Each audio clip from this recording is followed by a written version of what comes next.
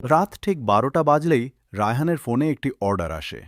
একই ঠিকানা, একই নির্দেশনা। গেট খোলা থাকবে, ভিতরে চলে এসো। এটা টানা সপ্তম রাত। রায়হান এত রাতে একই বাড়ি থেকে।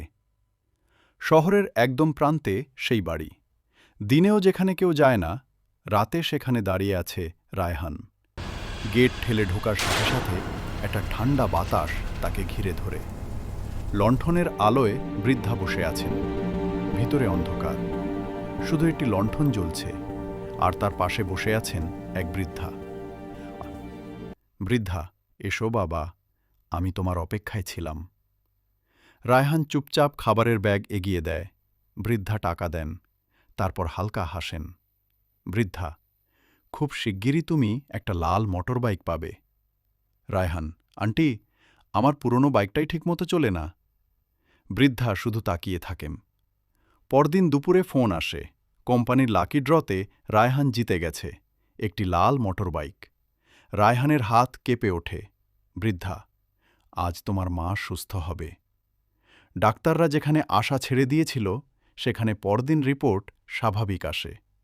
রায়হানের ভেতরে ভয় জন্মাতে শুরু করে। রায়হান, আপনি এসব কিভাবে জানেন? বৃদ্ধা ধীরে বলেন, আমি স্বপ্ন দেখি, আর সেই স্বপ্ন কখনো মিথ্যে হয় না। লণ্ঠনের আলো কেঁপে ওঠে। তার ছায়া দেয়ালে অস্বাভাবিক বড় হয়ে যায়। বৃদ্ধা আজ একটু ফ্যাকাশে। বৃদ্ধা, আজ আমি শেষ স্বপ্নটা দেখেছি। রায়হান, কি স্বপ্ন? বৃদ্ধা ধীরে দাঁড়ান।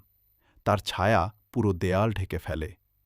বৃদ্ধা, তুমি খুব বড় হবে, অনেক টাকা, অনেক নাম, কিন্তু তার বিনিময়ে তুমি যাকে সবচেয়ে বেশি ভালোবাসো তাকে হারাবে। হঠাৎ লণ্ঠন নিভে যায়। পরদিন অ্যাপে সেই ঠিকানা আর নেই, যেন কখনো ছিলই না। কিন্তু কয়েক সপ্তাহ পর রাতে আবার একই নোটিফিকেশন। সে ফোন বন্ধ করে দেয়। সকালে খবর আসে, রায়হানের মা হঠাৎ হার্ট অ্যাটাকে মারা গেছেন। তার পৃথিবী থেমে যায়। চূড়ান্ত দৃশ্য, রায়হান আবার সেই বাড়িতে যায়। ভিতরে কেউ নেই। টেবিলের ওপর শুধু একটি পুরনো আয়না।